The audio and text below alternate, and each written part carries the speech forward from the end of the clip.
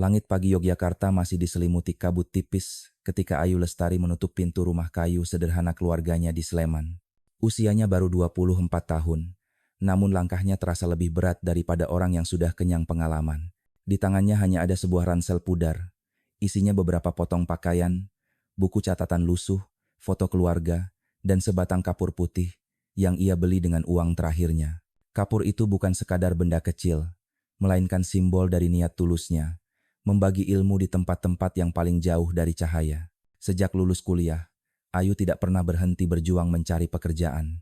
Beberapa kali ia melamar di sekolah swasta di kota, tetapi gajinya tidak cukup untuk hidup, apalagi membantu keluarga yang masih terlilit hutang koperasi. Ibunya, Bu Marni, berulang kali berkata dengan suara bergetar, "Nak, mungkin lebih baik kamu tetap di kota saja, biar dekat dengan kami." Namun Ayu selalu menjawab dengan senyum, meski matanya berkaca-kaca. "Bu, ilmu bukan hanya untuk saya. Anak-anak di pelosok juga berhak belajar." Keputusan Ayu untuk ikut program Guru Relawan Nusantara membuat banyak orang terkejut. Ada tetangga yang kagum, namun tidak sedikit pula yang mencibir, menganggapnya sia-sia. "Sayang sekali, masih muda harus ke hutan. Apa tidak takut sendirian?" Begitu bisik seorang ibu di warung. Ayu mendengarnya, namun ia memilih diam. Dalam hatinya ia percaya, panggilan jiwa lebih kuat daripada cibiran manusia. Hari keberangkatan tiba di akhir Agustus tahun 2021. Terminal Giwangan Yogyakarta penuh sesak dengan orang-orang yang sibuk mengejar bus. Di antara hiruk-pikuk itu, Ayu berdiri di samping ayahnya, Pak Wiryo, seorang petani padi yang sudah renta tapi matanya masih tajam. Dengan tangan yang penuh bekas kerja sawah, ia menepuk bahu Ayu dan berbisik, "Ingat nak, padi yang baik itu merunduk. Orang berilmu harus berani turun ke tempat yang paling membutuhkan." Kata-kata itu menancap dalam hati Ayu, menjadi bekal yang lebih berharga daripada uang. Bus tua yang akan membawanya menuju Kupang sudah menyalakan mesin. Asap knalpot bercampur bau bensin menyengat hidung. Ibunya menangis pelan sambil menggenggam tangan Ayu erat-erat, seakan tak ingin melepaskan. Kakaknya yang baru pulang merantau menahan air mata dengan pura-pura merokok di sudut terminal. Semua wajah itu terpatri dalam benak Ayu ketika ia akhirnya melangkah naik ke bus. Jendela yang berdebu menjadi saksi perpisahan, keluarga yang melambaikan tangan dengan doa dan harapan, serta seorang gadis muda yang membawa beban besar di pundaknya. Perjalanan panjang dimulai. Dari Yogyakarta menuju Kupang, lalu ke Bajawa, ibu kota Kabupaten Ngada. Dari sana, jalanan semakin sempit dan berliku, menanjak tajam melewati perbukitan hijau yang seolah tak berujung. Ayu duduk di kursi bus yang berderit, udara panas bercampur bau asap rokok, namun matanya tetap menatap keluar jendela. Hamparan bukit, awan bergulung, dan langit biru Flores membuat hatinya bergetar. "Inilah jalan menuju mimpiku," bisiknya pelan. Setelah belasan jam perjalanan darat, bus akhirnya berhenti di Bajawa. Dari sana, Ayu harus melanjutkan dengan ojek motor. Jalan setapak licin oleh kabut, roda motor menghantam batu besar, membuat tubuhnya hampir terjatuh berkali-kali. Namun setiap kali ingin menyerah, ia teringat wajah orang tuanya yang berpesan, "Jangan pernah menyerah pada kegelapan nak, bawalah terang lewat ilmu." Kata-kata itu menjadi doa sekaligus cambuk, menuntunnya melangkah lebih jauh. Ketika motor tak bisa lagi naik, Ayu harus berjalan kaki beberapa kilometer menuju desa Bena. Keringat mengalir deras, napas tersengal, tapi ada semacam kekuatan aneh yang menuntun langkahnya. Di kejauhan, terlihat deretan rumah adat berbentuk kerucut berdiri kokoh di tengah kabut, seakan menyambutnya masuk ke dunia baru yang penuh misteri. Senja sudah turun, suara jangkrik bersahut-sahutan dengan desir angin gunung yang dingin menusuk tulang. Aroma kayu bakar dari dapur warga bercampur dengan rasa asing yang menekan dadanya. Hatinya berdebar antara takut dan harap. Di depan sebuah rumah kayu kecil yang akan menjadi tempat tinggal, sekaligus ruang kelasnya, seorang pria paruh baya menyambutnya. "Selamat datang Bu Guru. Inilah medan perjuanganmu," ujar Pak Darmawan, kepala sekolah, dengan senyum letih. Ayu menatap bangunan sederhana itu. Dinding papan mulai rapuh, atap seng berkarat, jendela kecil tanpa kaca, dan lantai tanah tidak rata. Hanya ada sebuah meja reot, kursi bambu, dan papan tulis hitam penuh goresan. Bukannya kecewa, Ayu justru tersenyum. Ia merasa baru saja membuka halaman pertama dari sebuah buku kehidupan yang penuh rahasia. Malam itu, setelah makan singkong rebus dan ikan kering bersama keluarga setempat, Ayu masuk ke kamar tidurnya yang sempit. Hanya ada tikar pandan dan lampu minyak redup. Ia meletakkan foto keluarganya di sudut meja, lalu berbisik lirih. Aku sudah sampai di sini. Semoga aku kuat. Semoga aku berguna. Angin gunung berdesir kencang di luar, seolah menguji keteguhan hatinya. Namun Ayu tahu, inilah awal dari perjalanan panjangnya. Sebuah permulaan yang akan mengubah hidupnya, dan mungkin juga nasib anak-anak desa Bena. Pagi pertama di desa Bena, menyambut Ayu dengan suara ayam jantan yang bersahut-sahutan dari kejauhan. Kabut tebal masih menyelimuti rumah adat yang berdiri megah di tengah kampung, seakan melindungi desa dari dunia luar. Udara pegunungan begitu dingin hingga setiap embusan napas Ayu terlihat seperti asap tipis. Ia mengenakan kebaya sederhana berwarna biru muda. Rambutnya dikuncir rapi, dan di tangannya ada kantong plastik berisi permen kecil. Itu bukan sekadar camilan, melainkan jembatan kecil yang ia siapkan untuk mendekati anak-anak desa. Ketika Ayu keluar dari rumah kayu kecil yang juga menjadi ruang kelas, beberapa bocah tampak berlarian di halaman tanah yang tidak rata. Begitu melihatnya, mereka mendadak berhenti, saling berbisik, lalu sebagian bersembunyi di balik tiang rumah adat. Ayu tersenyum lembut, berjongkok, lalu membuka kantong plastiknya. "Siapa yang mau permen?" tanyanya dengan suara pelan. Anak-anak tampak ragu, hanya memandang dengan mata besar penuh rasa ingin tahu. Seorang bocah laki-laki berambut keriting, kira-kira berusia 8 tahun, akhirnya maju perlahan. Ia mengambil sebutir permen, lalu berlari kembali ke belakang temannya.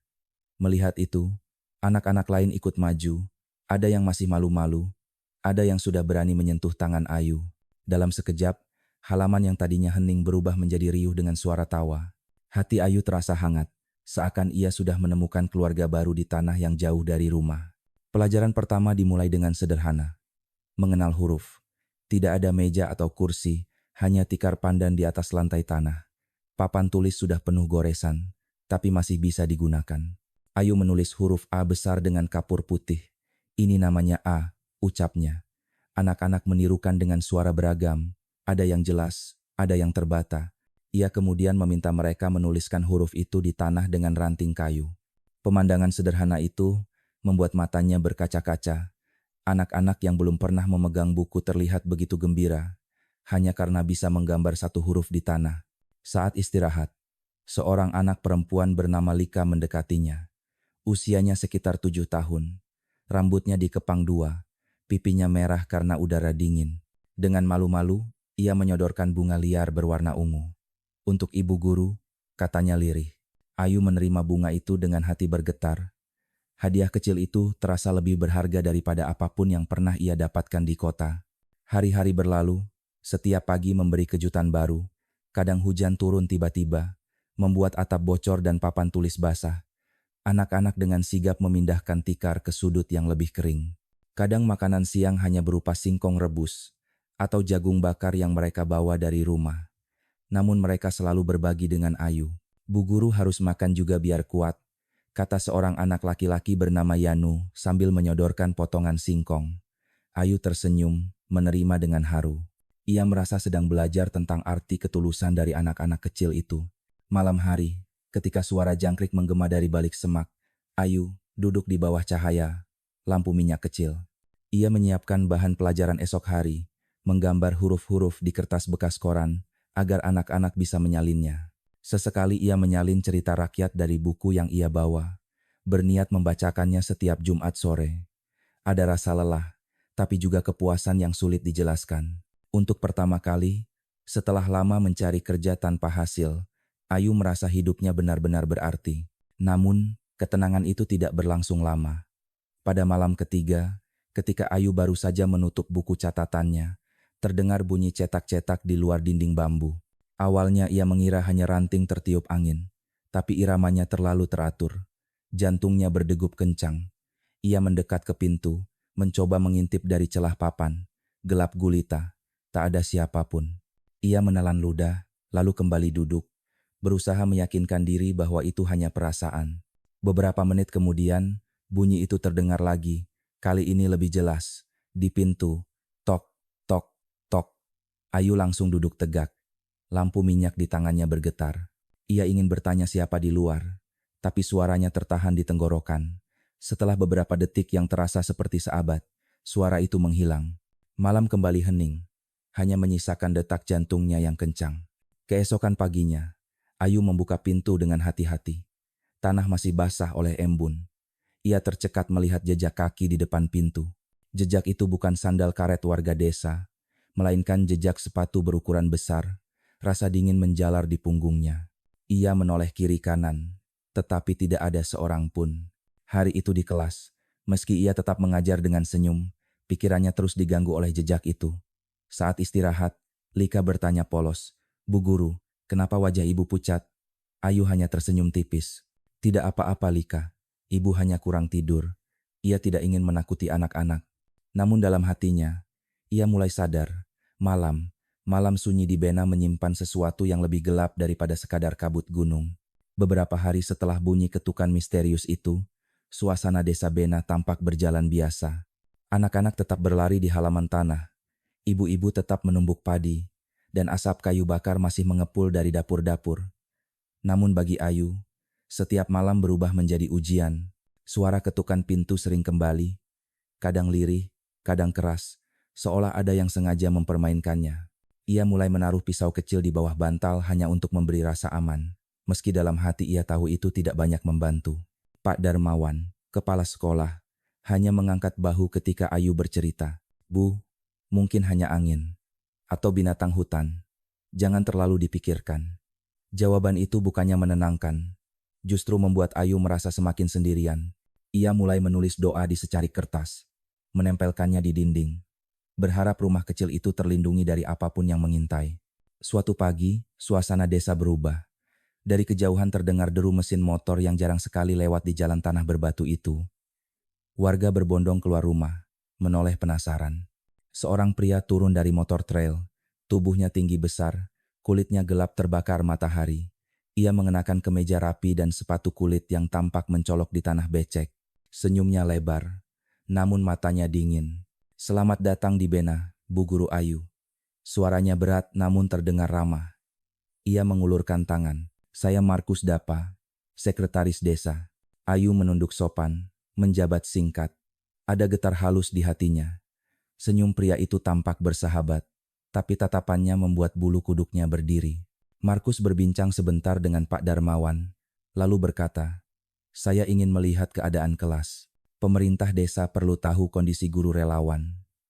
Ucapannya terdengar manis, bahkan anak-anak memandang kagum pada sosok berpakaian rapi itu. Hari itu Markus duduk di pojok ruang kelas, memperhatikan Ayu mengajar. Sesekali ia mencatat sesuatu di buku kecil, sesekali tersenyum tipis. Ayu berusaha fokus menulis huruf di papan, meski ia bisa merasakan tatapan itu terus menempel di punggungnya. Seusai pelajaran, Markus mendekat. "Ibu luar biasa. Anak-anak beruntung punya guru seperti Anda. Malam ini saya ingin berbincang lebih banyak. Bagaimana kalau saya menginap di sini?" Ayu tercekat. Ia menoleh ke Pak Darmawan, berharap ada penolakan. Namun kepala sekolah itu hanya mengangguk lemah. "Kalau Pak Markus mau, tentu boleh." Dengan hati berat, Ayu tak punya pilihan selain mengiyakan. Sore itu, Markus kembali membawa tas kecil. Ia duduk di teras rumah kayu Ayu, bercerita tentang program pembangunan desa, tentang rencana memperbaiki jalan dan sekolah. Kata-katanya terdengar penuh semangat, membuat beberapa warga yang mendengar ikut kagum. Namun di balik tutur kata manis itu, Ayu merasakan sesuatu yang janggal, tatapan yang terlalu lama, senyum yang terlalu dalam. Malam pun tiba. Anak-anak sudah pulang, warga beristirahat di rumah masing-masing. Lampu minyak menyala redup. Ayu menyiapkan tikar di sudut ruangan. "Silakan tidur di sini, Pak. Saya di sisi lain," katanya sopan. Markus tertawa kecil. "Ah, Bu Guru terlalu formal. Anggap saja saya saudara jauh, jangan kaku begitu." Nadanya ringan, tapi telinganya terasa panas mendengar kata-kata itu. Sepanjang malam, Ayu tidak bisa tidur. Ia pura-pura terlelap, tapi tubuhnya kaku. Ia bisa merasakan tatapan Markus dari sudut ruangan. Tangannya menggenggam pisau kecil di bawah bantal, jaga-jaga bila sesuatu terjadi. Untung malam itu berlalu tanpa insiden, meski matanya tak pernah benar-benar terpejam. Keesokan paginya Markus berpamitan dengan senyum lebar. Saya titip anak-anak ini, Bu Guru. Kalau ada apa-apa, hubungi saya. Ia menuliskan nomor ponsel di secarik kertas dan memberikannya. Ayu menerima dengan tangan gemetar. Nomor itu terasa bukan sebagai pertolongan, melainkan bayangan ancaman. Hari-hari berikutnya, Markus sering muncul di sekolah. Kadang ia membawa buku tulis, kadang buah untuk anak-anak. Warga semakin kagum, menganggapnya pejabat teladan. Namun setiap kali berbicara dengan Ayu, selalu ada nada terlalu akrab. Bu Guru cantik sekali pakai kebaya biru itu. Atau, sendirian di sini pasti sepi. Kalau butuh teman bicara, jangan ragu. Ayu hanya bisa tersenyum kaku, mencoba menjaga jarak. Namun rasa tidak aman semakin menebal. Malam-malam sunyi yang dulu hanya diisi suara misterius, kini dipenuhi bayangan wajah Markus. Ia ingin bercerita pada warga, namun hampir semua orang justru menyanjung pejabat desa itu. Kalau bukan Markus, siapa yang urus jalan ke desa? Kata seorang bapak di warung. Dia orang baik, sering bagi bantuan. Kalimat itu menusuk hati Ayu. Ia tahu, bila ia bicara jujur, tak seorang pun akan percaya. Di balik senyum ramah Markus, Ayu mulai merasakan jerat yang semakin kuat. Dan di balik diamnya warga, ia menemukan tembok besar bernama takut. Sebuah ketakutan yang membuat orang memilih menutup mata, meski kebenaran sudah berdiri di depan mereka. Hari-hari berikutnya di desa Bena tidak lagi sama bagi Ayu. Setiap pagi ia masih mengajar dengan senyum, menuliskan huruf-huruf di papan tulis reot, mendengarkan tawariang anak-anak, seakan semuanya baik-baik saja. Namun begitu matahari terbenam, dunia berubah. Malam membawa rasa mencekam, seperti ada mata yang mengawasi dari balik kabut pegunungan. Ponsel yang diberikan Markus awalnya hanya disimpan Ayu di laci. Ia berniat tidak memakainya. Namun sinyal di desa sangat sulit. Hanya perangkat itu yang bisa menangkap gelombang. Dengan berat hati, ia akhirnya menyalakan. Hari pertama tidak ada apa-apa, hanya pesan promosi dari operator. Tapi malam berikutnya, tepat ketika lampu minyak mulai meredup, layar ponsel berkedip. Sebuah pesan masuk. Tidur nyenyak, Bu Guru. Saya ada di sini. Ayu terperanjat. Tangannya gemetar memegang ponsel. Ia buru-buru menaruhnya kembali di laci, mencoba mengabaikan. Namun beberapa menit kemudian, pesan lain datang. Kebaya biru itu sangat cocok untukmu. Tubuh Ayu menggigil. Ia merasa seakan tembok bambu rumah itu tidak lagi melindungi, melainkan penuh lubang tempat mata asing mengintip. Malam-malam setelah itu menjadi lebih buruk. Pesan demi pesan datang, semakin berani, semakin menekan. Sendirian di kamar kayu itu, pasti sepi. Kalau pintumu tidak terbuka, saya yang akan membukanya sendiri. Mata Ayu cekung karena kurang tidur. Tubuhnya semakin kurus. Anak-anak mulai memperhatikan perubahan gurunya. Bu Guru sakit? Tanya Lika dengan polos. Ayu tersenyum tipis. Ibu hanya kurang tidur, Nak. Ia tidak ingin menakuti mereka dengan kebenaran pahit. Namun kebenaran itu semakin sulit disembunyikan. Suatu malam, ketukan pintu terdengar keras. Lebih keras dari biasanya. Duar, duar. Seperti seseorang menendang dari luar. Ayu meraih lampu minyak. Tangannya bergetar. Pergi. Saya sudah tidur. Besok saja. Teriaknya dengan suara bergetar. Dari luar terdengar tawa mabuk. Rendah namun menusuk telinga. Jangan keras kepala, Bu Guru. Bukalah, atau saya masuk sendiri. Air mata jatuh di pipi Ayu. Ia cepat-cepat mendorong meja kecil untuk menahan pintu. Tangannya meraih pisau kecil di bawah bantal. Suara hentakan kembali datang, membuat engsel pintu berderit seakan-akan copot. Dalam putus asa, Ayu mengangkat lampu minyak tinggi-tinggi dan berteriak. Kalau kau masuk, aku akan bakar rumah ini. Mendadak hening, dari luar hanya terdengar napas berat, lalu tawa mengejek. Kau berani juga rupanya, tapi ingat, tidak ada yang bisa kau lakukan. Aku akan kembali. Setelah itu, langkah kaki menjauh, disusul deru motor yang menuruni bukit. Ayu terjatuh ke lantai. Tangannya masih menggenggam pisau. Matanya kosong menatap pintu yang hampir jebol.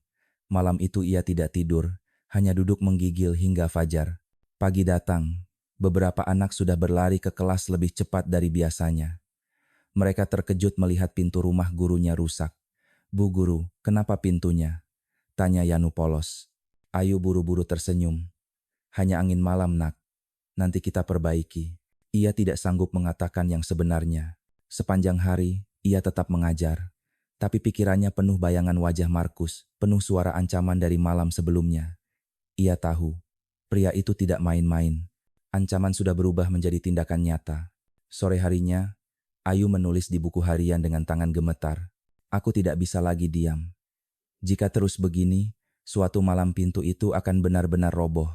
Aku harus mencari jalan keluar. Namun kepada siapa ia bisa mengadu? Pak Darmawan jelas tidak bisa diandalkan. Warga mungkin takut pada Markus. Bahkan bisa saja menentangnya berarti mengundang bahaya.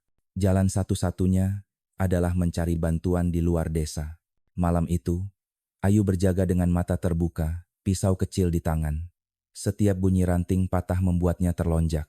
Setiap hembusan angin seakan menjadi bisikan ancaman. Ia sadar, jika tetap bertahan sendirian, suatu hari ia tidak akan lagi selamat. Dalam keheningan pegunungan, Ayu akhirnya berdoa lirih. Ya Tuhan, beri aku jalan. Jangan biarkan aku terjebak selamanya dalam gelap ini. Doa itu menjadi titik balik. Sebuah keputusan mulai tumbuh dalam hatinya. Ia harus pergi meninggalkan desa Bena untuk mencari pertolongan, meski jalannya berat dan penuh risiko. Sejak malam pintu rumahnya hampir jebol, hidup Ayu tidak lagi tenang. Siang ia tetap mengajar dengan senyum, namun setiap suara motor dari kejauhan membuat jantungnya berdegup kencang. Ia tahu, jika terus bertahan, suatu hari ancaman itu akan menjadi kenyataan. Sore itu, setelah anak-anak pulang, Ayu duduk di kursi bambu, menatap bukit yang diselimuti kabut. Tangannya gemetar ketika menulis di buku harian. Aku harus pergi, aku harus mencari bantuan. Jika aku hancur, aku takkan bisa lagi mengajar anak-anak ini. Itu. Namun meninggalkan desa Bena bukan perkara mudah. Jalan setapak menuju kota terdekat menempuh waktu lebih dari 5 jam berjalan kaki melewati hutan dan jalur berbatu. Tidak ada kendaraan umum yang rutin masuk. Malam itu, Ayu memberanikan diri bertanya pada Bu Rambu, bidan desa yang sering memberinya makanan. Bu, kalau saya ingin ke Ruteng, ada jalan aman? Tanyanya hati-hati. Bu Rambu menatap lama, lalu menghela napas. Kalau berangkat subuh, mungkin bisa sampai sore. Tapi hati-hati, jalannya licin. Ada masalah apa, Bu Guru?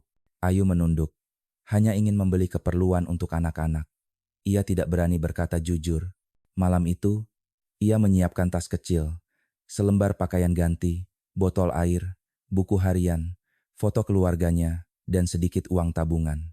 Ia menatap ruang kelas sederhana, papan tulis penuh goresan, bunga ungu pemberian Lika yang sudah layu di meja. Maafkan ibu nak, bisiknya lirih. Ibu harus memilih keselamatan dulu. Ayu. Subuh. Ayu melangkah diam-diam. Kabut tebal menutupi jalan. Embun membasahi kaki. Setiap ranting patah membuatnya waspada. Di sebuah tikungan, 2 pemuda desa muncul membawa parang kecil. Mau kemana Bu Guru? Tanya mereka dengan senyum aneh. Ayu menahan napas, lalu menjawab kaku. Ke kota sebentar. Mereka tertawa kecil, hanya berkata agar hati-hati, namun tatapan mereka membuat Ayu mempercepat langkah tanpa menoleh lagi. Perjalanan terasa panjang. Jalan setapak naik turun menguras tenaga. Batu licin membuat kakinya beberapa kali hampir tergelincir. Di tepi sungai kecil, ia berhenti mencuci wajah, lalu menulis cepat di buku harian. Aku berjalan di antara ketakutan dan harapan. Setiap langkah menjauh dari desa adalah langkah menuju cahaya. Berjam-jam kemudian, jalur tanah berubah menjadi aspal kasar. Mobil-mobil kecil sesekali melintas. Ayu menghela napas lega. Ia merasa seakan keluar dari jerat penjara tak kasat mata. Sebuah mobil bak terbuka berhenti. Sopir paruh baya menurunkan kaca. Mau ke kota, Bu? Tanyanya ramah. Ayu mengangguk cepat. Ia naik, duduk di pojok, memeluk tas erat-erat. Sepanjang jalan, ia menatap keluar. Sawah dan bukit perlahan berganti deretan rumah kota. Rasanya seperti melangkah keluar dari mimpi buruk. Di Ruteng, Ayu langsung menuju rumah sakit kecil. Tubuhnya lemah, lengannya memar. Perawat terkejut melihat kondisinya. Ibu perlu istirahat, ada yang bisa kami hubungi? Tanya perawat. Ayu terdiam, lalu dengan suara bergetar menyebut satu nama. Nabila Putri. Beberapa jam kemudian, pintu kamar rumah sakit terbuka. Seorang perempuan muda dengan wajah teduh dan rambut tergerai masuk, basah kuyup oleh hujan. Ayu menoleh, matanya berkaca-kaca. Nabila, bisiknya. Sahabat lamanya berlari memeluknya erat. Ayu, aku di sini. Kau tidak sendirian lagi. Pelukan itu membuat air mata Ayu pecah. Setelah berminggu-minggu hidup dalam ketakutan, akhirnya ia merasakan ada yang percaya padanya. Malam itu, mereka duduk bersama di ranjang rumah sakit. Ayu menceritakan semuanya, suara-suara di malam hari, pesan-pesan ponsel, ancaman, hingga pintu rumah yang hampir jebol. Nabila mendengarkan tanpa memotong, hanya menggenggam tangannya erat-erat. Ayu, ini sudah melewati batas. Kau tidak boleh kembali ke sana sendirian. Kita harus cari bantuan hukum, kata Nabila tegas. Ayu menunduk. Tapi siapa yang akan percaya? Dia pejabat desa. Semua orang menghormatinya. Masih ada orang yang percaya pada kebenaran, jawab Nabila. Besok aku kenalkan kau dengan seorang pengacara.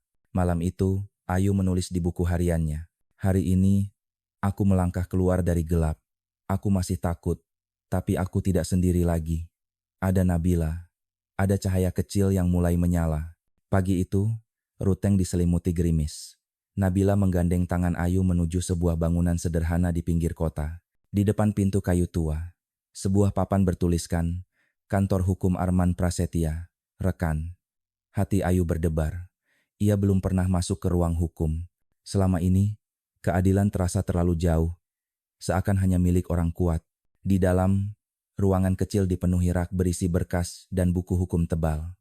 Seorang pria berkacamata berusia 40-an menyambut mereka dengan senyum ramah. Selamat pagi, saya Arman Prasetya, katanya sambil menjabat tangan Ayu. Silakan duduk. Nabila sudah memberi gambaran, tapi saya ingin mendengar langsung dari Anda. Ayu duduk kaku, menggenggam tasnya erat-erat. Suaranya sempat bergetar ketika mulai bercerita, dari hari pertamanya di Desa Bena hingga malam ketika pintu rumah hampir jebol. Sesekali matanya berkaca-kaca, namun ia memaksakan diri menyelesaikan cerita. Arman mendengarkan dengan serius, menulis catatan di kertas. Setelah Ayu selesai, ia menghela napas panjang. Ibu Ayu, apa yang Anda alami bukan hal kecil. Ini bukan sekadar gangguan, melainkan tindak kekerasan dan ancaman serius. Kita bisa membawa ini ke jalur hukum. Tapi perjalanannya panjang, penuh tekanan. Pertanyaannya, apakah Anda siap? Ayu menelan ludah, lalu berkata pelan namun mantap.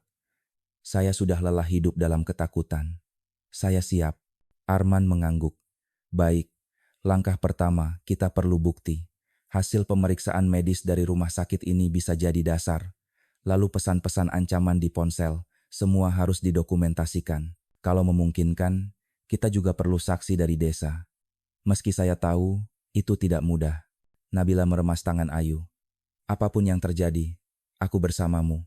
Hari-hari berikutnya, Ayu tinggal sementara di rumah Nabila. Malam-malamnya masih dihantui mimpi buruk. Terbangun dengan bayangan pintu digedor. Namun kali ini ada Nabila yang menenangkannya. Kadang rasa bersalah menghampiri, karena ia meninggalkan murid-murid di Bena. Tapi ia sadar, jika dirinya hancur, ia tak akan pernah bisa kembali mengajar mereka. Sementara itu, Arman mulai menyusun laporan resmi. Ia menghubungi kepolisian Kabupaten Ngada, menyiapkan berkas, dan meminta perlindungan sementara bagi Ayu. Tidak mudah, sebab nama Markus Dapa cukup dikenal di wilayah itu. Namun bukti pesan ancaman menjadi dasar kuat. Beberapa hari kemudian, Arman datang membawa kabar. Saya sudah ajukan laporan. Polisi akan mulai penyelidikan. Mereka mungkin akan memanggil ibu untuk memberi keterangan. Wajah Ayu pucat. Saya siap, jawabnya. Meski dadanya berdebar, esoknya, Ayu duduk di ruang penyidik kepolisian. Seorang perwira muda bertanya dengan nada tenang. Ibu Ayu, bisa ceritakan secara detail sejak awal? Ayu mengulang kisahnya, kali ini dengan lebih runtut. Ia menyerahkan ponsel berisi pesan ancaman.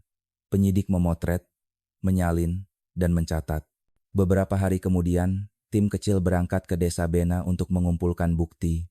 Ayu tidak ikut demi keamanan. Namun Arman menemani tim itu. Perjalanan menuju desa memakan waktu berjam-jam, melewati jalan berliku dan hutan kabut. Sesampainya di Bena, suasana tampak biasa. Anak-anak masih berlarian. Warga menatap rombongan dengan wajah campuran, penasaran dan was-was. Pak Darmawan menyambut dengan senyum kaku.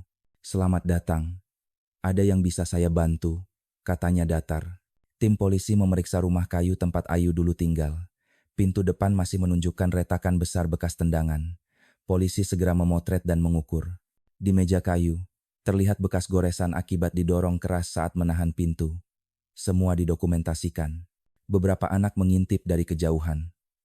Seorang polisi mendekat, bertanya lembut, "Kalian pernah dengar suara aneh malam-malam?"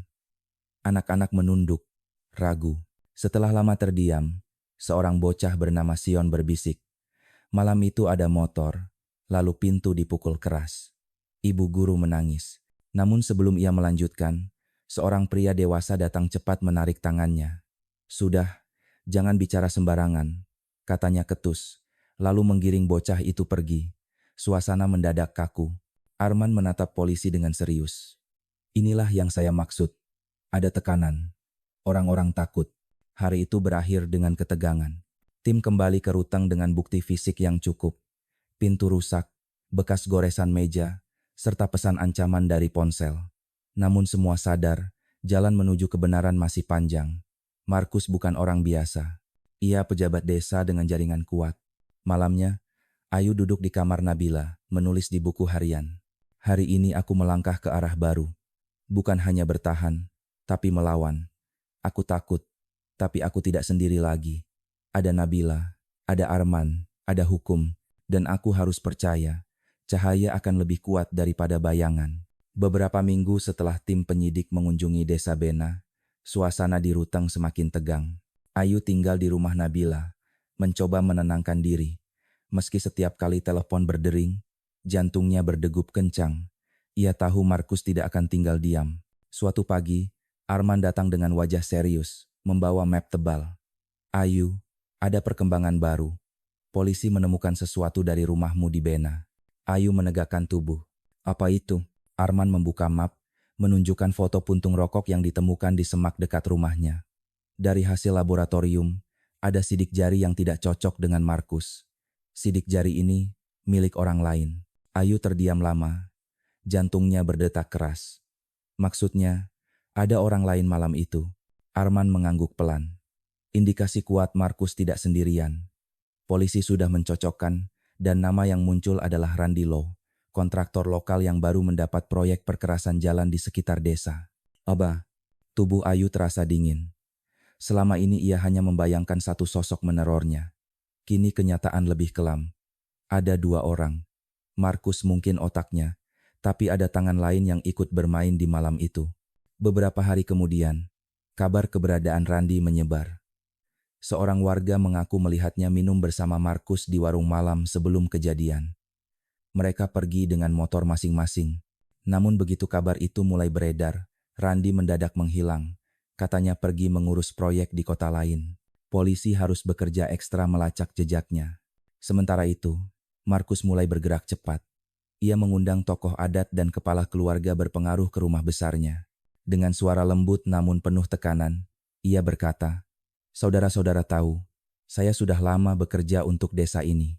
Semua pembangunan jalan, listrik, bantuan, saya yang usahakan. Lalu tiba-tiba ada orang luar menuduh saya hal memalukan. Kalau kabar ini menyebar, desa kita ikut tercoreng." "Lomna," seorang tokoh adat ragu-ragu bertanya, "tapi kalau memang benar terjadi, bagaimana Markus?" Markus tersenyum tipis. "Itu sebabnya saya butuh dukungan. Kalau kalian bersama saya, desa ini tetap mendapat perhatian pemerintah. Tapi kalau tidak, jangan salahkan saya bila bantuan berhenti." Ucapan itu seperti belati berselubung kain. Banyak yang pulang dengan hati gelisah, sebagian memilih diam demi keselamatan keluarga. Kabar pertemuan itu cepat menyebar, sampai juga ke telinga Ayu di Ruteng. Malamnya, Nabila pulang dari pasar dengan wajah kesal. "Ayu, orang-orang bilang kau yang mengundang masalah. Ada gosip di koran kecil, tuduhanmu hanya rekayasa untuk cari perhatian." Ayu terdiam, matanya panas. "Aku hanya ingin mengajar, Nab. Aku tidak pernah ingin jadi pusat gosip." Nabila menggenggam tangannya. "Itu strategi mereka. Membalikan cerita agar orang meragukanmu. Jangan goyah." Arman datang sore itu membawa kabar lain. "Saya sudah menduga Markus punya jaringan kuat. Mereka akan menekan saksi, mengaburkan bukti, bahkan memfitnah. Tapi kita tidak boleh mundur. Kita harus kuatkan saksi yang berani bicara. Hari-hari berikutnya, tekanan semakin nyata. Seorang polisi yang ikut ke Bena tiba-tiba dipindahkan ke unit lain tanpa alasan jelas. Beberapa warga yang tadinya mau memberi keterangan mendadak menarik diri. Maaf, kami takut. Begitu jawab mereka singkat. Ancaman juga sampai ke Ruteng. Suatu malam, pintu rumah Nabila dicoret cat merah dengan tulisan kasar. Hentikan atau menyesal. Ayu gemetar melihatnya. Nabila, ini semua gara aku. Aku menyeretmu ke dalam bahaya. Nabila memeluknya erat. Jangan bicara begitu. Kita sudah melangkah sejauh ini. Aku tidak akan mundur. Arman segera mengajukan permintaan resmi untuk perlindungan saksi, meski prosesnya lambat. Sedikit demi sedikit, polisi pusat mulai turun tangan. Itu memberi harapan kecil. Meski bayangan ancaman terus menghantui. Di desa, Markus semakin percaya diri. Ia muncul di acara adat reba, berbicara lantang tentang pentingnya menjaga nama baik. Warga bertepuk tangan, meski banyak dengan wajah kaku. Tak semua setuju, tapi tak seorang pun berani menentang. Namun di balik semua tekanan itu, ada celah. Seorang warga diam-diam menghubungi Arman lewat telepon. Dengan suara bergetar, ia berkata, "Saya lihat sendiri malam itu. Ada motor berhenti di dekat rumah Bu Guru. Tapi saya takut bersaksi. Bisa tolong lindungi keluarga saya?" Arman menjawab mantap. "Kami akan atur itu. Kebenaran butuh keberanian seperti Anda." Bagi Ayu, berita itu bagaikan cahaya di tengah kabut. Meski opini desa diputarbalikkan, masih ada hati yang memilih kebenaran. Malam itu, ia menulis di buku harian. Bayangan kekuasaan mencoba menutup mulut semua orang. Tapi aku percaya, satu suara kebenaran bisa mengguncang 1000 kebohongan. Aku harus bertahan. Pagi itu, udara Ruteng dingin menusuk. Ayu duduk di ruang tamu rumah Nabila, memegang buku hariannya. Telepon dari Arman baru saja berakhir. Dengan suara mantap, ia berkata, "Pengadilan Kabupaten sudah keluarkan surat resmi. Hari ini, Markus dan Randi akan ditangkap." Tubuh Ayu kaku. Sulit membayangkan pejabat desa yang selama ini disegani akhirnya digiring dengan borgol. Rasanya seperti gunung yang lama berdiri mulai runtuh. Kabar itu menyebar cepat ke desa Bena. Warga gempar. Ada yang lega, ada yang marah, tapi kebanyakan memilih diam. Kalau Markus jatuh, siapa yang akan urus bantuan desa? Bisik seorang ibu di warung. Tapi kalau dia bersalah, biarlah hukum yang bicara, balas yang lain pelan. Siang itu, beberapa mobil polisi mendatangi kantor desa. Markus sedang duduk di kursinya, mengenakan kemeja putih bersih. Ia berusaha tetap tenang, meski wajahnya pucat. "Kalian yakin berani menyentuh saya?" katanya lantang di hadapan staf. Seorang perwira polisi membuka map. "Dengan surat perintah ini, Anda ditangkap atas dugaan tindak kekerasan dan ancaman terhadap Bu Guru Ayu Santika." Markus berdiri, mencoba mengancam. "Kalian tahu siapa saya? Tanpa saya, desa ini tidak akan dapat bantuan sepeser pun." Namun polisi tak bergeming. Borgol dingin akhirnya mengikat pergelangan tangannya. Wajahnya memerah, suaranya bergetar. "Ini fitnah. Aku korban politik." Sementara itu, tim lain bergerak cepat ke pinggir kota, ke sebuah rumah kontrakan sederhana. Di sana Randi Loe bersembunyi. Ia tidak melawan ketika pintu didobrak. Wajahnya tertunduk, bibirnya bergetar. "Saya hanya ikut-ikutan. Saya tidak bermaksud." Tapi borgol tetap melingkar di tangannya. Berita penangkapan itu menjadi sorotan. Koran lokal menurunkan foto Markus digiring polisi, wajahnya tegang. Radio desa membicarakannya. Warung kopi riuh oleh bisik-bisik. Ada yang bersyukur, ada yang tidak percaya. "Masak Markus, orang sebaik itu," kata seorang bapak. "Jangan-jangan cuma fitnah." Namun di sudut lain, beberapa warga berbisik lega. Akhirnya ada yang berani. Ayu membaca berita itu dengan napas tercekat. Tangannya gemetar memegang koran. Nabila merangkulnya. "Lihat Yu, kebenaran mulai berdiri. Ini bukan mimpi lagi." Arman meski lega, tetap mengingatkan. Penangkapan bukan akhir. Sidang akan segera dimulai. Dan mereka pasti menyerang balik. Kau harus bersiap. Malam itu, Ayu menulis di buku harian. Hari ini gunung besar akhirnya retak. Borgol menutup tangan yang dulu mengancamku. Tapi aku tahu, ini baru permulaan. Pertarungan sejati ada di ruang sidang. Aku harus lebih kuat dari sebelumnya. Beberapa hari kemudian, berita penangkapan Markus dan Randi menghiasi media nasional. Tagar, keadilan untuk Kayu, muncul di media sosial. Aktivis perempuan mulai berdatangan ke Ruteng, memberi dukungan. Namun di desa Bena, suasana masih penuh ketegangan. Sebagian warga masih takut bersuara. Ada yang menganggap Ayu pahlawan, ada pula yang menuduhnya pembawa sial. Rumah keluarga Markus dipenuhi kerabat yang menangis. Sementara sebagian anak-anak desa bertanya polos, "Bu Guru, apakah Pak Markus akan pulang lagi?" Bagi Ayu, semua itu terasa berat. Ia tidak pernah ingin menjadi pusat perhatian, apalagi perpecahan desa. Yang ia inginkan sejak awal hanyalah mengajar, menyalakan cahaya pengetahuan di sudut pegunungan. Tapi takdir membawanya ke panggung yang lebih besar, panggung di mana keberaniannya akan diuji di depan banyak orang. Malam menjelang, Ayu duduk di teras rumah Nabila. Angin ruteng bertiup lembut, jauh berbeda dari angin mencekam di Bena. Ia menatap langit yang dipenuhi bintang. Untuk pertama kali setelah sekian lama, ia merasakan sesuatu yang hampir hilang. Harapan. Beberapa minggu setelah penangkapan, ruang sidang pengadilan negeri di Ruteng dipenuhi orang.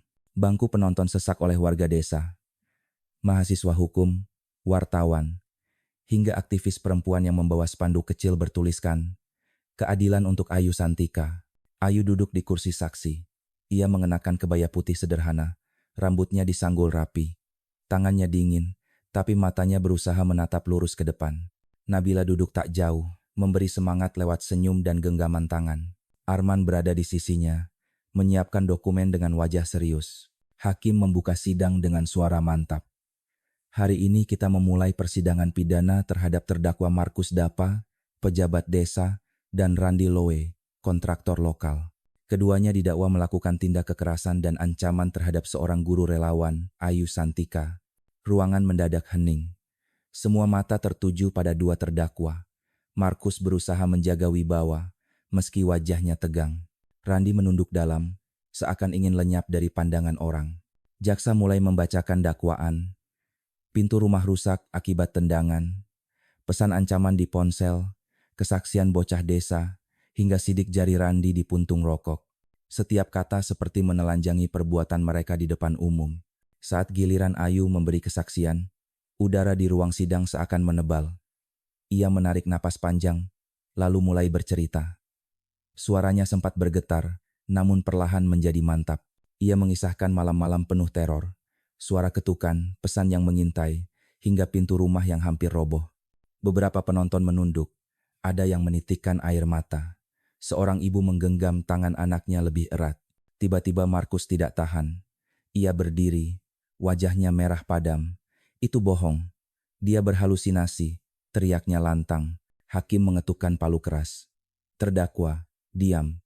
Biarkan saksi bicara." Ayu menoleh, menatap lurus ke arah Markus. Suaranya mantap, meski dadanya berdegup kencang. "Saya berdiri di sini bukan hanya untuk diri saya, tapi untuk semua perempuan yang pernah dibungkam. Saya tidak ingin ada lagi yang mengalami ketakutan seperti saya." Kalimat itu membuat ruangan sunyi. Para aktivis perempuan yang duduk di belakang meneteskan air mata, beberapa bahkan berbisik lirih. "Terima kasih Bu Guru." Arman menutup sesi dengan pernyataan singkat namun kuat.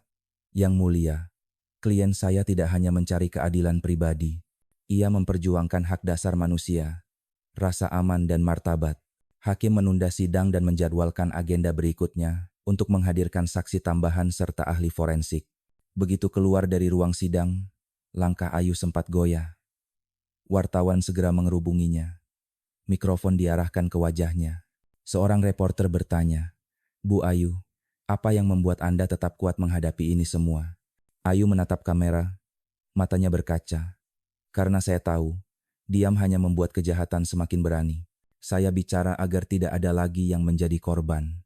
Kata-kata itu segera tersebar di media lokal, bahkan sampai ke televisi nasional.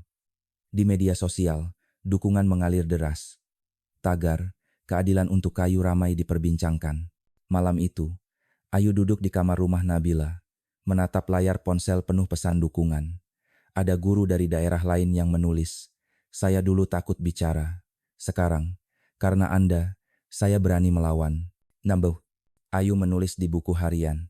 Hari ini aku melihat kebenaran berdiri di depan banyak orang. Mereka bisa mencoba memutarbalikkan cerita, tapi cahaya terlalu terang untuk disembunyikan. Aku bukan lagi suara yang diam. Hari persidangan berikutnya tiba. Sejak pagi, halaman pengadilan negeri Ruteng sudah penuh sesak. Warga desa, mahasiswa hukum, wartawan, dan aktivis perempuan kembali memenuhi bangku penonton. Suasana tegang menggantung di udara. Hakim membuka sidang, lalu memanggil saksi pertama. Seorang bocah lelaki dari desa Bena bernama Sion. Bocah itu tampak takut, memegang erat tangan ibunya. Hakim memberi waktu, membiarkan ia duduk tenang sebelum bicara. Dengan suara kecil, Sion akhirnya berkata, "Malam itu, saya dengar motor berhenti dekat rumah Bu Guru. Ada suara pintu dipukul keras. Bu Guru teriak, saya takut.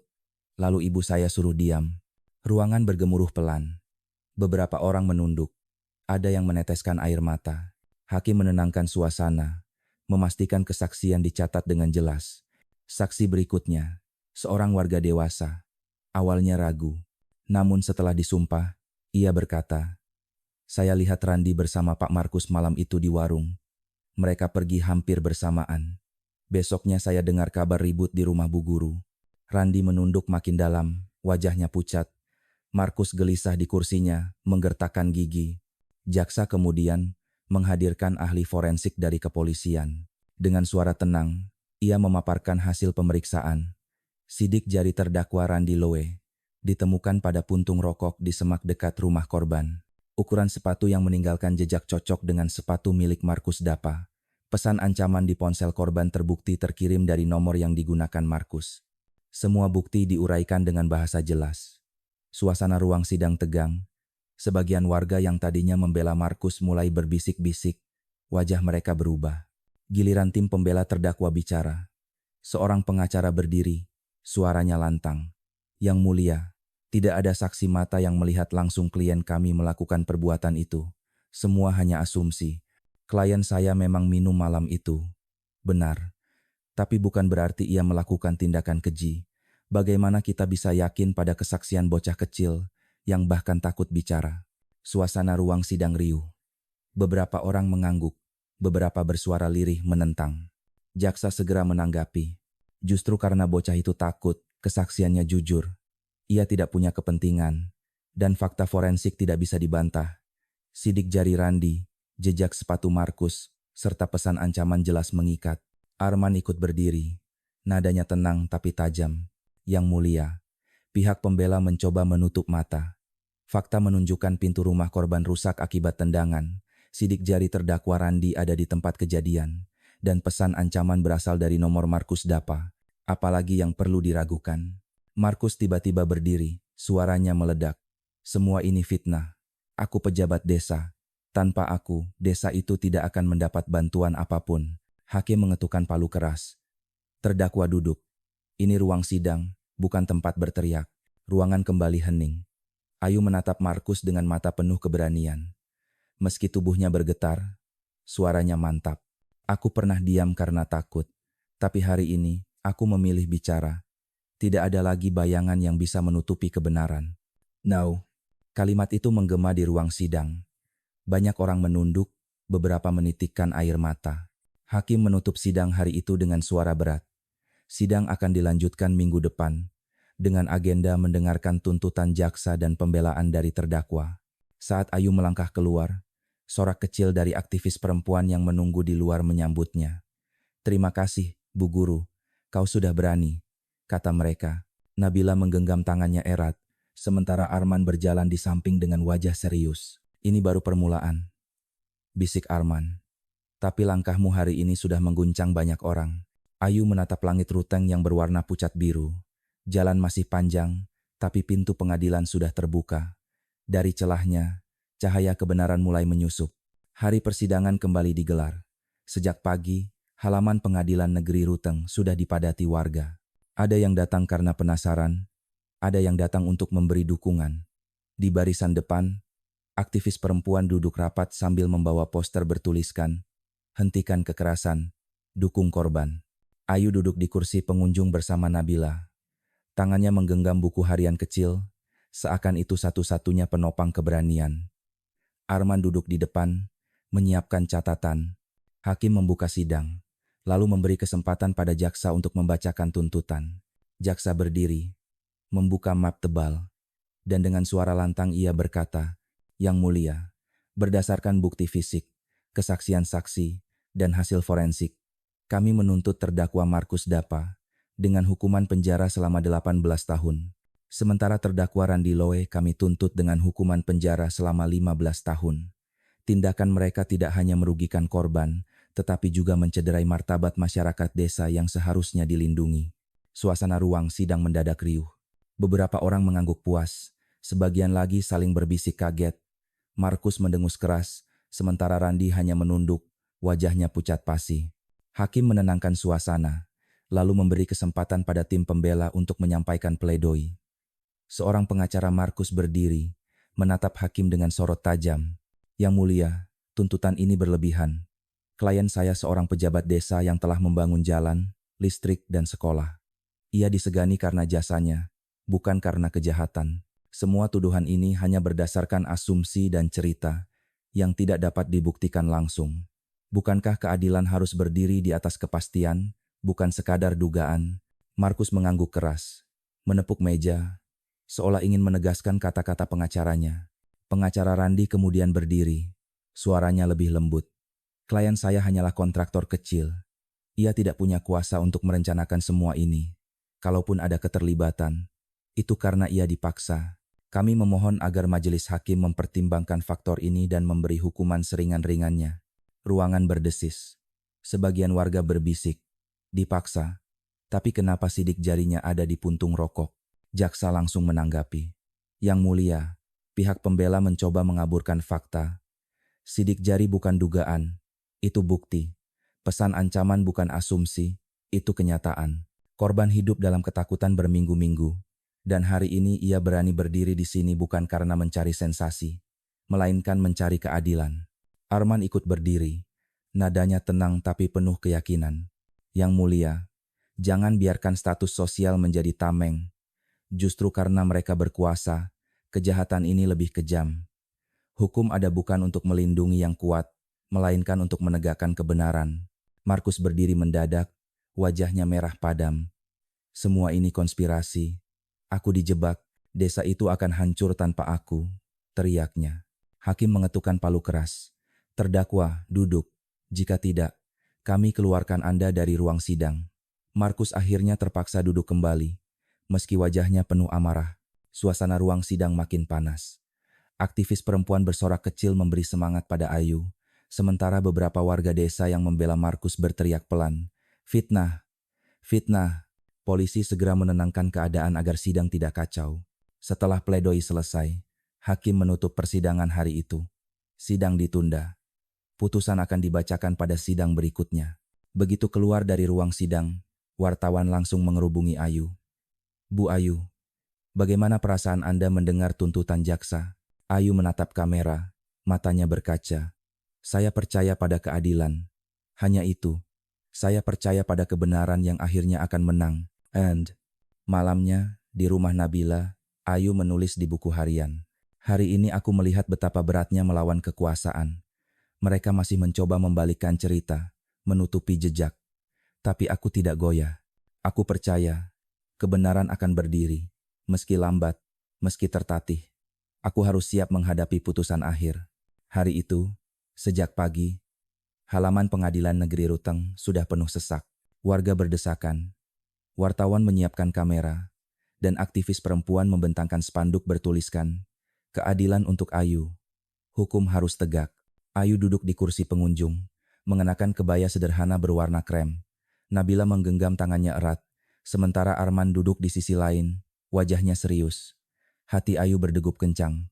Hari ini, setelah berbulan-bulan penuh ketakutan, putusan akan dibacakan. Hakim memasuki ruang sidang, mengetukkan palu, lalu membuka berkas putusan. Suaranya berat, jelas, dan penuh wibawa.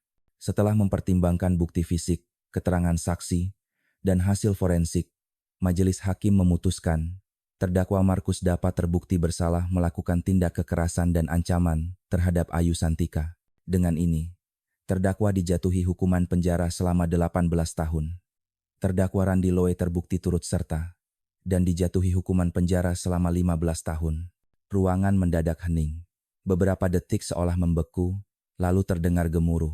Aktivis perempuan bertepuk tangan, sebagian warga menitikkan air mata lega, sementara yang lain berbisik tidak percaya. Markus terperanjat, wajahnya pucat. Tidak, ini konspirasi. Aku korban politik, teriaknya histeris. Polisi segera menggiringnya keluar, meski ia masih berusaha melawan. Randi hanya tertunduk, bahunya bergetar, bibirnya bergetar lirih. Saya hanya ikut-ikutan. Namun tidak ada yang lagi bisa menolong. Vonis sudah jatuh. Ayu menutup mata, menarik napas panjang. Air mata mengalir, bukan karena takut, tapi karena beban berat akhirnya terangkat. Nabila merangkulnya erat, berbisik, "Kau menang, Yu. Kebenaran menang." Arman menepuk bahunya pelan, senyumnya tipis tapi penuh makna. Di luar pengadilan, wartawan mengerubungi Ayu. Mikrofon diarahkan ke wajahnya. Seorang reporter bertanya, "Bu Ayu, apa yang Anda rasakan setelah putusan ini?" Ayu menatap kamera, suaranya lirih namun mantap. "Saya lega. Tapi ini bukan hanya kemenangan saya. Ini kemenangan untuk semua perempuan yang pernah dibungkam. Semoga tidak ada lagi yang mengalami apa yang saya alami." Berita putusan segera menghiasi media nasional. Foto Markus dengan borgol menjadi gambar utama di surat kabar. Televisi menayangkan pernyataan Ayu, sementara media sosial dipenuhi dukungan. Tagar, keadilan untuk Ayu kembali ramai. Namun di Desa Bena, reaksi tetap terbelah. Sebagian warga merasa lega karena hukum berani bertindak. "Akhirnya, anak-anak kita bisa aman," kata seorang ibu. Tapi sebagian lain masih menolak percaya. Markus orang baik, dia korban fitnah. Meski begitu, perlahan-lahan suara-suara simpati untuk Ayu mulai tumbuh. Beberapa warga yang dulu diam kini berani bicara. Kalau bukan karena Ayu, mungkin tidak ada yang tahu gelap di balik senyum Markus, bisik seorang bapak tua. Malam itu, Ayu duduk di teras rumah Nabila. Angin ruteng bertiup lembut, membawa aroma tanah basah setelah hujan. Ia menatap langit penuh bintang, untuk pertama kali tanpa rasa takut. Di pangkuannya, buku harian terbuka. Dengan tangan bergetar, ia menulis, "Hari ini pintu keadilan terbuka. Bayangan yang dulu menekanku kini terkunci di balik jeruji. Aku bukan lagi perempuan yang bersembunyi di balik pintu bambu. Aku berdiri, meski dengan air mata, meski dengan luka, dan aku tahu, keberanianku bukan hanya untuk diriku, tapi untuk semua yang pernah bungkam dalam gelap." Ensan, ia menutup buku harian itu, menghela napas panjang. Untuk pertama kali setelah sekian lama, Ayu bisa berkata pada dirinya sendiri, "Aku selamat." Beberapa bulan setelah persidangan berakhir, hidup Ayu perlahan menemukan ritme baru. Ia menerima tawaran mengajar di sebuah sekolah swasta kecil di Ruteng. Ruang kelasnya sederhana, tapi penuh dengan tawa anak-anak yang menyambutnya setiap pagi. Saat pertama kali melangkah masuk, para murid memberi kejutan kecil. Bunga kertas warna-warni yang mereka buat sendiri. Seorang anak kecil berkata polos, "Bu Guru, kami senang Ibu ada di sini. Kami ingin belajar banyak dari Ibu." Ayu tersenyum. Kali ini senyum yang lahir dari kedamaian, bukan dari paksaan untuk menutupi luka. Untuk pertama kalinya, ia merasa dirinya benar-benar kembali hidup. Namun meski hari-hari mulai tenang, Ayu tidak pernah melupakan perjalanan panjang yang membawanya sampai ke titik ini. Malam-malam penuh ketukan pintu, rasa takut yang mencekik, dan perjuangan melawan bayang-bayang kekuasaan masih melekat dalam ingatan. Tapi kini, ia memilih melihat luka itu sebagai sumber kekuatan. Suatu sore, ia duduk bersama Nabila di teras rumah, sambil memandangi langit ruteng yang berwarna jingga. Nabila berkata pelan, "Yu, kau sadar tidak? Kau sudah menjadi simbol bagi banyak orang. Banyak perempuan yang kini berani bicara karena kisahmu." Ayu terdiam sejenak, lalu menjawab lirih, "Aku tidak pernah ingin jadi simbol. Aku hanya ingin selamat. Tapi kalau keberanianku bisa menyalakan cahaya untuk orang lain, maka semua air mata itu tidak sia-sia." Arman sesekali masih datang berkunjung. Ia selalu menanyakan kabar Ayu, memastikan ia baik-baik saja. Suatu hari, ia berkata, "Kasusmu memberi pelajaran besar bagi banyak orang, Yu. Bahwa hukum harus berdiri di sisi yang benar, bukan di sisi yang kuat." Ayu mengangguk, hatinya hangat. Ia tahu tanpa Arman dan Nabila, ia tidak akan pernah mampu bertahan sejauh ini. Malam-malam di Ruteng kini berbeda. Tidak ada lagi suara ketukan pintu yang membuatnya terjaga. Tidak ada lagi pesan ancaman yang membuat tangannya gemetar. Yang ada hanya suara jangkrik, desau angin, dan doa syukur yang ia bisikkan setiap sebelum tidur. Ia menulis catatan terakhir di buku harian yang telah menemaninya selama masa gelap itu. Aku pernah hampir tenggelam dalam ketakutan, tapi aku memilih berdiri. Aku belajar bahwa keberanian bukan berarti tidak takut, melainkan tetap melangkah meski rasa takut menjerat. Aku ingin semua perempuan tahu, suara mereka berharga. Diam bukan jalan keluar. Suara kecil kita bisa menjadi cahaya yang menembus pekatnya malam. Pesan untuk pendengar. Sahabat yang saya hormati, perjalanan Ayu Santika mengajarkan kita banyak hal. Pertama, bahwa berani bicara adalah langkah pertama menuju kebebasan. Banyak korban memilih diam, bukan karena lemah, tetapi karena takut tidak dipercaya.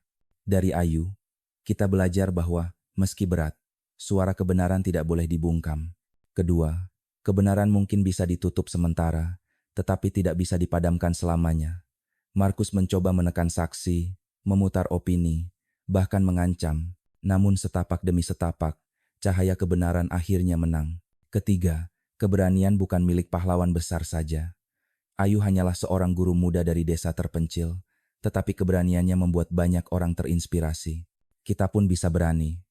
Dalam lingkup kecil kehidupan kita berani menolong. Berani jujur, berani menolak ketidakadilan. Keempat, dukungan sosial adalah kekuatan. Tanpa Nabila dan Arman, Ayu mungkin sudah runtuh. Ini mengingatkan kita untuk tidak menutup mata pada penderitaan orang lain. Kadang, sekadar mendengar dan berkata, "Aku percaya padamu bisa menyelamatkan seseorang dari gelap." Akhirnya, mari kita renungkan. Apa arti keadilan bagi kita? Bukan hanya menghukum yang salah, tetapi juga memulihkan martabat korban. Itu yang diperjuangkan Ayu, dan itu pula yang seharusnya kita perjuangkan bersama. Penutup, sahabat pendengar, setiap kita punya luka dan cerita. Tapi ingatlah, luka bisa melahirkan kekuatan. Air mata bisa berubah menjadi doa, dan ketakutan bisa menjadi keberanian. Jangan pernah meremehkan langkah kecil kita. Bisa jadi, keberanian kecil hari ini akan menjadi cahaya besar bagi masa depan orang lain. Jika kisah Ayu menyentuh hati Anda, silakan tinggalkan komentar, bagikan cerita ini, dan jangan lupa menyukai serta berlangganan, agar kita bisa terus belajar dari kisah-kisah penuh makna lainnya. Terima kasih telah mendengarkan dengan hati. Semoga damai dan cahaya selalu menyertai perjalanan hidup Anda.